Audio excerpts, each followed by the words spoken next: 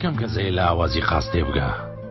قاس تاکە باڵندەیەکە کە یەک جار عاشق دەبێ بۆ هەمیشە لەگەڵیدا دەمێنێتەوە. لە درێژایی ژیانی هەموو کارێک دەکا بۆ ئاسوودەیی جووتەکەی، کە تەنها باڵندەیەکە کە هەفتەیە پێش مردنی ئەزانێکە ئەمرێ.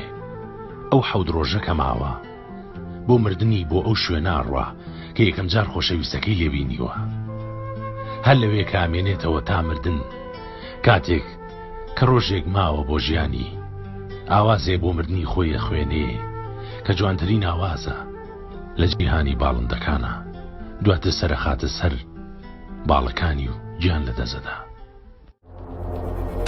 کەناڵی BK4 لە خەمی هەمووان، کۆکەرەوەی کوردان لە تاراوگا بەگشتی لە ئەوروپا و بەریتانیا.